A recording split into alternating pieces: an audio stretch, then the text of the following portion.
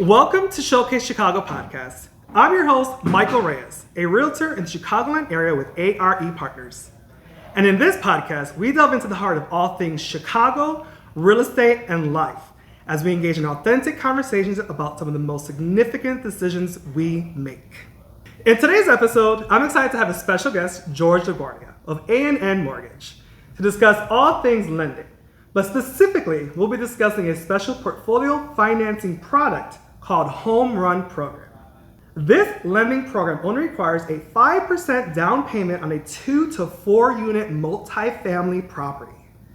If you're interested in investing in a multifamily property but have been held back by hefty down payments, keep listening as we break down the details of this program and more. George, thank you so much for being on the Showcase Chicago podcast today. I'm excited to have you. Thanks for having me. Can you tell us a little bit about your background, your experience in the mortgage industry? Introduce yourself. Tell us who you are. Hey, my name is George LaGuardia. I'm a loan officer here at A.R.E. Mortgage. I've been in the industry for about 20 years, so I'm dating myself a little bit.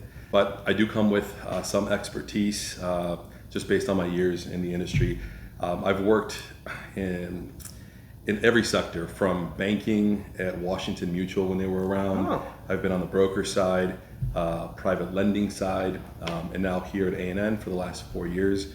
So A&N is, we're a private mortgage company, so we have the ability to lend our own funds, but then we also have the ability to broker out loans as well, right? So we do everything from your FHA to commercial, you name it. The other cool thing is that A&N Mortgage is what's called a CUSP, so it's a credit union service provider. So we have access to local, smaller credit union funds from smaller local banks, and then also some private equity, which gives us the ability to do a lot of these very unique programs. Absolutely. Right, that not a lot of other folks have. Well, and I know that these 5% down payment programs weren't around for a bit, but you did help one of my recent clients, and we're going to get into that story later. But these portfolio programs that a lot of lenders don't have access to, Right. And I love that you and George, of course, has access to these great programs for our clients and our mutual clients. So we'll definitely break out that story a little bit more. But tell me why A&N? Why you've been here for 4 years? That's something I didn't know. I want to know more about the background of A&N and why did you choose to stay with A&N? We're 100% woman-owned company. Now you're really getting me excited because that's something I'm very passionate about. Is a woman-owned companies, and Yeah, Nina Vlamis. So she's amazing, super supportive. She's just a great leader as well. And the folks that Not to interrupt you, but I met her only a couple of times, and I love her personality. So if she's hearing this, we're giving you a shout out. You're fantastic. Great job at A&M Mortgage. She is. And it's just been super supportive environment, products and programs, and the support staff has been amazing, which you need. Because at the end of the day, it's all about the clients. Yes. So you want to make sure that they're being provided an excellent experience so that they can refer other folks and feel confident with it. And you have a full team, right? It's not just you. There's everyone really supporting the clients and every facet of the transaction and the support of the deal. So that makes sense. And you guys have done great for my clients, so I appreciate all the work you guys have done. Well, today I'm really, really excited about jumping into this program, which is called the Home Run Program. And for me, I work with a lot of investor clients. And the most recent podcast episode before this one was an interview with my investor, Danny Salgado, who was a mutual client of ours recently. So if you haven't heard that episode, be sure to go ahead and listen to that, probably right before this episode, because it has a wealth of information on how to get started investing. And one of the strategies is to become your first investment to buy a property, a multifamily property, and live in the property and start your portfolio that way, right? Because you're not required to put such 20%, 25% down in that first investment property. And so I just love getting people in that situation, especially when they come at me and they're like, oh, I want a single family home or I want a condo.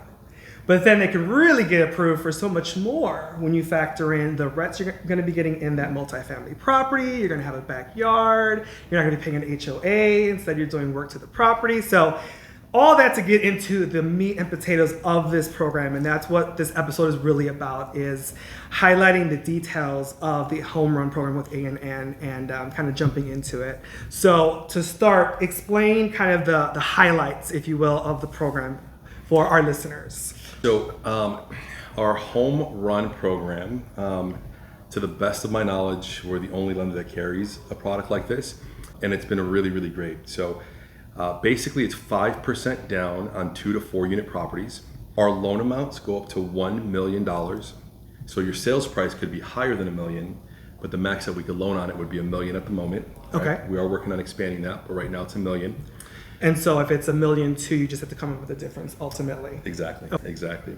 We have 30-year fixed and adjustable rate mortgages available, right? Which I thought was interesting, the adjustable rate mortgage part of that as well. Yeah, so a lot of folks, when the interest rates are high from an investor's perspective, they go, hey, give me the lower rate on an ARM. Exactly. Because I know the rates are going to come down, it increases my ROI, and then when the rates come down, I'll just refinance out of the product anyway. Absolutely. Now, on this product, we can't have more than $1 million lent to one person. Okay, so they can't buy multiple, well, of course they can't because they have to be owner occupied as well. Exactly. So the idea would always be to utilize the program, right? Go into a house hack, right? Stabilize, increase rents, do whatever you got to do, refinance out of the program when the rates come down, and then on to your next one, because now you can utilize the funds again. Absolutely. Right? So it becomes kind of like plug and play. Absolutely. One of the things that I guess I'll bring up now is I've had a lot of investors. At one point I had a mentor who had 100 units, and he always encouraged to take advantage of the 1031 exchange if you can. And so ultimately, getting into your first multifamily, maybe, being the owner occupied, living in it for a couple of years, and then maybe taking advantage of it in 2 years to take up opportunity like this again, where you can move into that 100%. Next program, right? And then rent out the one you started with, and then you start to build your portfolio. And then with a 1031 exchange, that's just deferring taxes. Yep. And so when you sell that, let's say you were to sell that second 2 flat and buy 2 more, you can defer the tax liability. And so that's one of the strategies my investors have shared with me over the years that, it's a smart way to get started as an investor. It really 100%. Is. Most investing loans, and correct me if I'm wrong, tend to require 15, 20, 25% down. And that's what makes this particular one such an impactful thing, right? Correct. So I want to break out through the guidelines. So loan to value ratio. And for maybe someone who doesn't know what loan to value ratio is, can you explain that to them? Yeah, 100%. So your loan to value is going to be how much of a loan you take out based on the value of the property. So in this case, your loan to value, if you're putting 5% down, would be 95%. If you're putting 10% down, your loan to value would be 90%. So that is basically the way your loan to value breaks down, right? Absolutely. And then the next guideline for this program is no first-time buyer requirements. What does that mean by there's no first-time buyer requirements for this type of loan? Yeah, so there are some programs that existed where you could take advantage of a low down payment, right? Like 5% down on a 2 unit or something like that. But you had to be a first-time home buyer in order to qualify. So the cool thing with this program is that there are no first-time home buyer requirements. So you could own other properties and still take advantage of a very low down payment for a multifamily. So. Exactly. Yeah, that's a really huge benefit in these types of programs. Loan amount. So we talked about the maximum loan amount of being $1 million. And I actually did create a storyline on numbers that I want to get into maybe towards after we go through the guidelines. But my primary markets are Jefferson Park, Portage Park, and Irving Park. And the average sales price in those areas is like 482, 468, and 526,000. And so I did crunch some numbers so we can maybe talk about those scenarios about what would be an ideal situation in terms of numbers for that mortgage. But we'll get into the guidelines first. Credit score requirements. So maybe we can expand on that too, because there's FHA credit scores, there's conventional credit scores, and this particular program requires a minimum credit score of 680. Correct. So tell us about what would be the difference between an FHA credit score versus a conventional credit score? Yeah, so FHA is in the sense where they have very lenient requirements when it comes to credit scores, and they're okay if you have some blemishes on your credit. Okay. Right. So what would be an example of a blemish? Let's say you had a late payment within the last 12 months. Okay. And maybe it affected your score, or maybe you had a late payment last month. It affected your score. FHA, as long as it gets approved through the automated underwriting system through Fannie Mae, you're okay. And really, if your credit score is, typically above a 580, 580 credit score, if you have 3.5% down, and your debt to income ratios are typically under 55%. They go up to 57, but with some blemishes, you might have a hard time getting your debt to income ratios. Okay. FHA is okay to lend. FHA is there to help folks get into properties okay. that maybe wouldn't qualify for normal conventional loans. Okay. Conventional loans typically require a 660 credit score Okay. or above. You're typically looking first-time home buyers 3% down. After that, it's 5% down. You're typically going to need some, assets, down payment, so on and so forth. And they tend to be a little bit stricter with late payments. Absolutely. So if you have a recent late payment, you may not qualify for a conventional loan. We may have to go the FHA route, which FHA is not a bad loan. No, not at all. It's a great loan. Yeah. I'm actually really glad you said that, because there is, even when we're negotiating an FHA offer on a property, there's so much stigma. Oh, we're going to take it to the conventional over an FHA, but it's still a solid offer. It's still 100%. solid financing. There's just too much stigma about, this one's better or worse, and it's really not the case. Right. Yeah, so some folks prefer to go FHA because of the way their long-term goals work. Mm-hmm. It makes more sense for them to use an FHA loan because you can only have one at a time. Unless you're purchasing 100 miles away for work or something like that, then you could have two. But for the most part, one at a time. So whatever your goals are, it may make sense for you to utilize that FHA loan initially, or maybe for your second one. Mm-hmm. So you're right, it's not a bad loan. It's just depending on your goals. Yeah, exactly. On this specific program, we do require a 680 credit score. Okay. Now, I will say the sweet spot to get better terms and rates, probably that 740 mark. Okay. Right, 740, but we do go as low as 680 on this one. Okay. So if you have a borrower with a 680 credit score or above, 5% down, we could definitely get them approved. One thing that I'll segue into this, because you did mention Fannie Mae and Freddie Mac, and so that's a really great, would this loan, since it's in-house, would it be sold on the secondary market? Great question. So the easiest, so this loan follows Fannie Mae guidelines. Okay. Right, different than Freddie. Okay. So because it's a portfolio product, I would say 90% of the time we would hold the loan. Okay. The reason I say 90% of the time is because let's just say there's liquidity issues in the market or something like that, because a lot of it is portfolio, mm-hmm. there is always a possibility that they're going to have to sell off some of their books mm-hmm. in order to free up funds to keep operating, right? If the loan does get sold, nothing changes. The only thing that changes is who you make your payments to. Absolutely. Right? So your interest rate stays the same, your loan program stays the same, like everything's the same. You just make your payment to another bank. And you'll be fully informed, if that's going to happen. But again, majority of the time, no, we keep them in-house. Keep them in-house. While we're on the topic of Fannie Mae, Freddie Mac, someone who doesn't know what that is, and are we just calling our cousin Freddie and Fannie? Like, what is Fannie Mae and Freddie Mac? Yeah. So there's basically two, I would say maybe three, realistically four, right? You have VA, mm-hmm. you have FHA, yep. and you have Fannie and Freddie. So Freddie and Fannie are the two major lending institutions, right, in the US. They just follow different guidelines because they're two different sets of investors, basically. Exactly. So the guidelines for Freddie, like a good example of a guideline would be Freddie Mac. If you have student loans in deferment, right? So there's no payment. Absolutely. Freddie Mac will take 0.5% of the total balance of your student loan, and that's your payment. Oh, okay. Right? With Fannie Mae, it's a little different. They'll take 1% of the total balance and add that as your payment. Okay. So when we're looking at loan options and those kind of things, we're always, outside of the portfolio product, we're always looking to see who's got the best rates and the best terms. Sometimes you don't have any debt and Fannie Mae has the better terms, so that's what we'll go with. Sometimes if you have a lot of student loans in deferment, we may not have an option but to go with Freddie Mac, okay. right? So there's two basic lending institutions. And in this one, we follow Fannie guidelines. Okay. And then and that's really ultimately like the selling of mortgages on the back end, the reselling mortgages is how like these programs really exist. And if you want to elaborate on that process for the back end, like why do they do it? Why does that happen?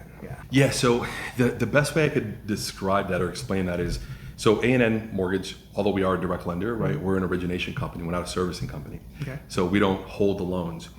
But the cool thing with that is that we don't make our money on the front end of a loan, right? So you have mortgage companies or brokers or whomever that charge fees and origination points and those kind of things. So we don't do that, right? We make our money on the back end when we sell it off to a servicing company.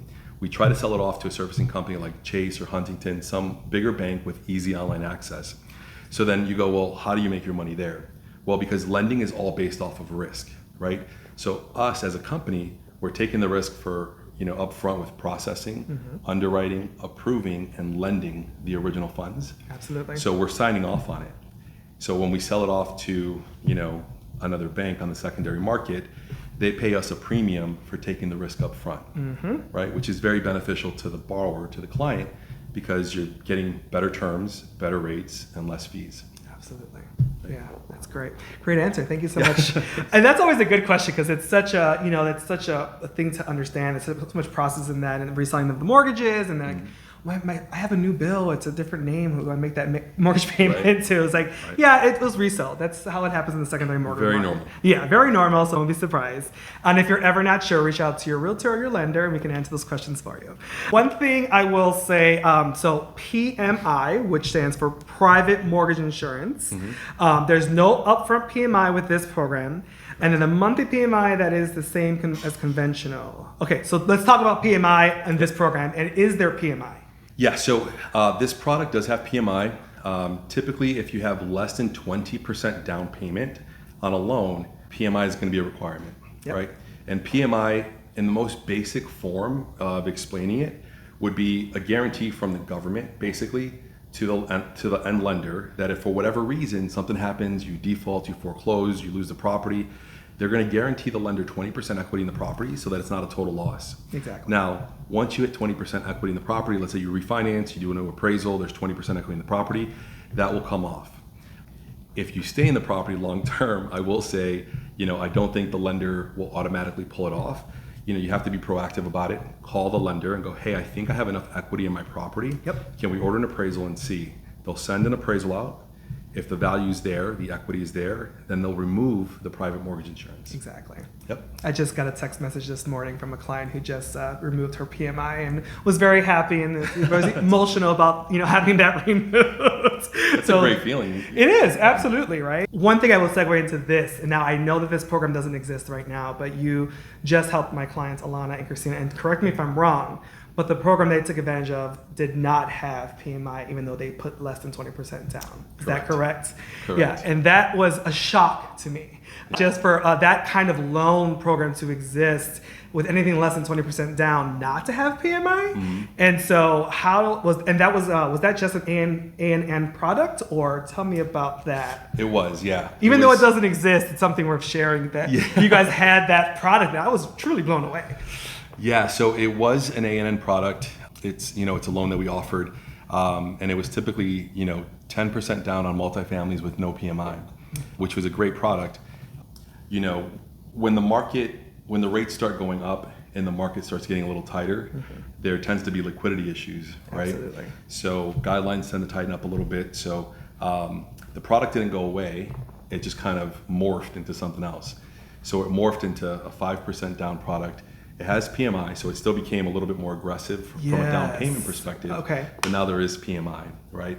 But it was a really good way for us to keep our investors and our clients happy, keep them in the market, keep them investing, keep them having options, right? Versus going, hey, program doesn't exist. Absolutely. So. Well, that was huge because it was this year, and with the interest rates what they've been this year for them, they did. I know that the clients do this, but they did shop around to see if there's a rate that can beat your rates. It's the reality of financing, right? They want to make sure they shop around, and I would never discourage one of my clients to do so. So I got a call from my clients, and they said, we were wondering if there's other rates out there, and I said, here's a few other numbers. Feel free to call, and they're like, George, out of the park. It was like, this is the best rate out there. This is fantastic. So we're really excited about it, and so.